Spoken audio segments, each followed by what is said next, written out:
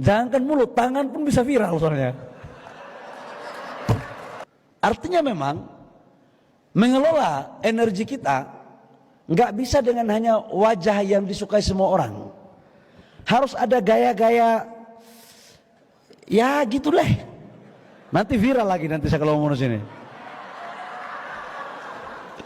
Soalnya bahaya sekali. Jangankan mulut, tangan pun bisa viral soalnya.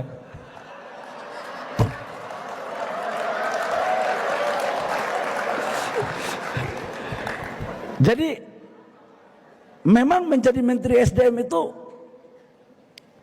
tidak hanya cukup menguasai buku, tapi juga harus menguasai lapangan. Dan lapangan itu berhadapan dengan pemain-pemain. Dan pemain-pemain itu yang bisa hadapi hanyalah orang yang biasa bermain atau berkawan sama pemain. Jadi sangatlah tidak benar kalau dibilang etanol itu nggak bagus. Buktinya di negara-negara lain sudah pakai barang ini. Mungkin yang tidak bagus itu yang mau impor mau mereka saja. Itu yang mereka anggap tidak bagus itu. Ya. Kalau yang ini silakan ditulis besar-besar lah, nggak apa-apa gitu. Yang kedua adalah bensin. Kalau bensin ini 60% konsumsi bensin kita itu masih impor, Bang Vito. Maka ke depan kita akan mendorong untuk ada E10. Kemarin malam sudah kami rapat dengan Bapak Presiden. Bapak Presiden sudah menyetujui untuk direncanakan mandatori 10% etanol. Dengan demikian kita akan campur bensin kita dengan etanol. Tujuannya apa?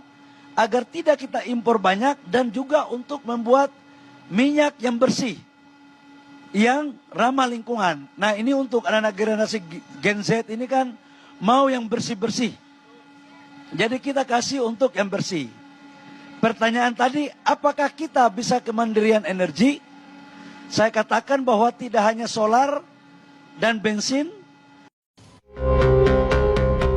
BBM di Indonesia akan wajib menerapkan campuran etanol sebesar 10%. Belakangan diketahui, BBM murni milik Pertamina ternyata sudah ada kandungan etanol. Sementara BBM swasta justru menolak campuran etanol. Publik pun jadi bertanya, apa fungsi etanol? Menurut pengamat energi, mencampurkan kandungan etanol 10% pada BBM bisa menurunkan kandungan energi pada bahan bakar. Pencampuran misalnya 10% etanol ke gasolin, itu akan mengurangi kandungan energi di bahan bakar yang dicampur itu. Karena kandungan energinya etanol dengan gasolin itu berbeda. Gasolin lebih tinggi, etanol lebih rendah. Kalau dicampur ada pengurangan. Nah kalau dicampur etanol 10%, maka bisa jadi kurang kira-kira 3-4% dari kandungan energinya, sehingga jarak yang bisa ditempuh untuk bahan bakar tersebut itu akan turun kira-kira ya sekitar 3%. Jadi kalau dicampur 10%, kalau misalnya 1 liter di kendaraan itu dengan BBM yang 100% gasolin ya, itu bisa menempuh 10 km, mungkin kurang 3%, jadi 9,7 kilo lah kira-kira. Tidak terlalu berdampak besar, tapi ada dampak itu gitu. Nah, tapi sekali lagi ada yang tadi bisa dikompensasi dengan pembakaran yang lebih baik. Sementara menurut pengamat otomotif, kandungan etanol di BBM sah-sah saja, asal mesin kendaraan memang dirancang untuk menerima etanol. Apa dampaknya ke mesin kalau misalnya menggunakan etanol bahan bakarnya? Kalau memang mesinnya sudah didesain untuk memakai etanol, maka nggak ada masalah apa-apa. Karena mesin yang sudah dirancang menggunakan etanol, dia memiliki logam di saluran bahan bakarnya yang dilewati bahan bakar itu lebih tahan karat. Tapi kalau misalnya bensin beretanol itu digunakan di mesin yang belum dirancang untuk bahan bakar yang menggunakan etanol, maka bisa lebih mudah untuk berkarat. Etanol merupakan senyawa alkohol dari bahan nabati yang banyak digunakan di berbagai industri. Khusus untuk bahan bakar, etanol disebut bisa meningkatkan RON pada BBM, sehingga mesin menghasilkan pembakaran yang lebih baik atau ramah lingkungan.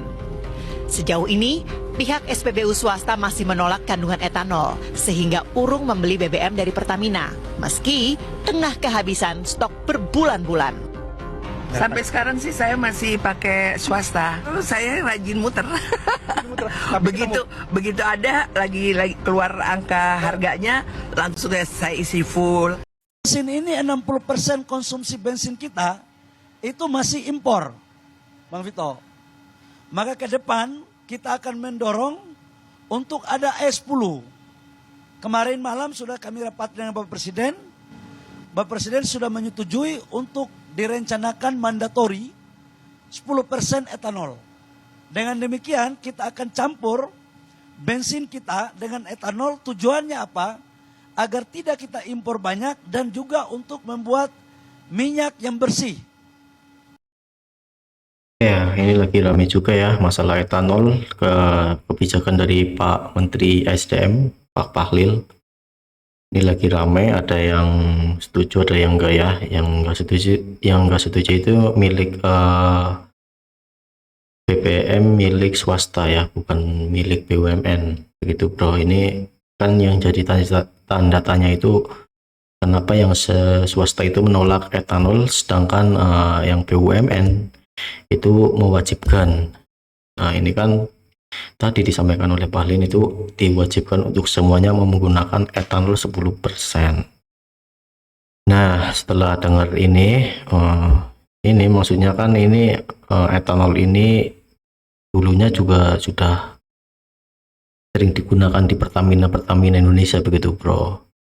Indonesia mengimpor ke luar negeri dan itu juga sudah ada campuran etanolnya. Jadi menurut Pak Lil itu kenapa enggak di Indonesia aja itu loh nyampurin etanolnya biar mengurangi impor begitu bro. Jadi mengurangi impor ya. Jadi biaya impornya itu berkurang nantinya begitu bro. Nah untuk kelemahannya ini kalau dicampur etanol itu mengurangi bahan bakar itu menjadi lebih boros. Yang tadinya 1 liter bisa 10 kilo atau 1 kilo ya, 1 kilo aja lah ya, 1 liter 1 kilo lah ya, itu paling cuma 900 meteran gitu bro, kurang lebihnya gitu ya tadi saya dengarnya kan mengurangi. Nah untuk kelebihannya itu pembakaran lebih baik, terus nggak ada masalah pada mesin yang sudah dirancang juga ya, nggak ada masalah sih. Karena mungkin Bahlilnya itu kan juga sudah cek-cek yang dari dulu-dulu ya, impor BM itu mungkin kan sudah ada campuran etanol begitu bro. Jadi kan Indonesia juga memiliki pertamak mungkin ya, pertambangan minyak gas kan ya, mungkin mending bikin sendiri aja daripada impor begitu bro. Kan mahal juga kalau ngimpor mungkin ya, biaya transportnya gitu bro. Saya nggak belain sana sini, mungkin tujuan Bahlilnya mungkin bagus, nggak tahu latar belakangnya saya nggak tahu. Tapi kenapa masih banyak yang hujat Bahlil, saya juga masih belum tahu. Masalah dulunya kan nggak tahu saya. Mungkin kasus-kasus yang nggak tak korup atau apa, saya terus terang nggak tahu. Ini saya nggak bela sana sini ya. Ini cuma kewajiban kebijakan dari Pak Menteri Bahlil SDM gitu ya. Oke, lanjut. Sebanyak 26 pegawai pajak resmi dipecat dan 13 lainnya masih diperiksa. Menku Purbaya Yudisadewa menyebut, pemecatan dilakukan setelah ditemukan indikasi penerimaan uang panas. Dirjen Pajak Bimo Wijayanto menegaskan, Rp100 saja ada kecurangan, langsung dipecat. Jadi mungkin dia namanya orang-orang yang menerima uang yang nggak bisa diampuni lagi, dipecat, ya biar aja. Kalau kan pembersihan di situ, message-nya adalah ke teman-teman pajak yang lain, sekarang bukan saatnya main-main lagi. Puluhan petugas pajak resmi dipecat, nih kayaknya Menkeu Purbaya tak ada ampun nih. Salam APBN, ambil positif, buang negatif, tonton videonya sampai habis. Ya, kamu pecat, jadi pecat. Jadi mungkin dia nemuin orang-orang yang menerima uang yang nggak bisa diampuni lagi, dipecat, biar aja. Kalau kan pembersihan di situ, message-nya adalah ke teman-teman pajak yang lain, sekarang bukan saatnya main-main lagi. Kita akan pembersihan di situ. Buat teman-teman pajak, ini bukan saatnya main-main lagi. Nah, loh, nih hal kayak gini ya membuat netizen bertanya-tanya apa yang dikerjakan sama Menkeu yang lalu. Netizen pada bertanya-tanya apa yang dulu dikerjakan oleh Sri Mulyani. Pantesan aja anak buahnya pada mencintai Sri Mulyani. Ntar dulu deh, gue serius nanya, ini maksudnya petugas nakal yang dipecat itu nakalnya gimana nih? Korup apa gimana? Kalau menurut gue pribadi ya, kalau misalkan korup cuma dipecat itu mah nggak cukup. Kalau namanya korup, karena berhubung Indonesia ini adalah negara hukum, ya dipenjerong dong, say. Dihukum dong, masa dipecat doang? Dipecat pun duitnya juga masih banyak. Sejauh ini yang dipecat baru puluhan ya, yang gue baca beritanya kayaknya 26 pegawai pajak ya, PNS pegawai pajak yang dipecat gitu ya. Padahal oknum-oknum yang nakal tuh kayaknya ratusan bahkan ribuan mungkin ya. Itu namanya oknum, tapi oknum kalau dikumpulin bisa bikin dirjen pajak sendiri. Yang awal-awalnya pada meng-underestimate Pak Purbaya, makin lama makin kesini makin muji. Untung gua salah satu orang yang tidak pernah menghujat Pak Purbaya di awal masa dia dilantik sama Bapak Prabowo Subianto. Menteri Keuangan Purbaya Yudi Sadewa mengambil langkah tegas untuk membersihkan Kementerian Keuangan. Sebanyak 26 pegawai pajak yang terbukti melakukan korupsi dipecat sebagai sinyal tidak ada ampun bagi penyelewengan. Ya ini lagi-lagi ya kebijakan Pak Purbaya, dia tegas sekali ya, tegas. Dia akan langsung memecat pegawai-pegawai yang melakukan korup, penyelewengan dana dan lain-lain ya. Ini tegas ya. Lagi rame juga ini sasat-sasat kerjanya. Ini dikabarkan ada 26 pegawai pajak yang sudah dipecat. Ini menurut informasi berita ya. Nggak tahu ada tambahan lagi atau nggak tahu, mungkin ya dugaan masih banyak begitu bro. Bener kata Mbak Jess, itu oknum-oknum kalau dikumpulin bisa jadi sebuah institusi mungkin ya. Ngeri bro. Ya bener ya, ini udah mulai tegas nih, soalnya sudah kelewatan batas mungkin ya, penyelewengan dananya itu ya sudah berlebihan lah ya. Oknum tapi oknumnya banyak itu bro. Nggak masuk akal. Oke, mungkin sekian dulu ya bro, maaf kalau ada salah kata.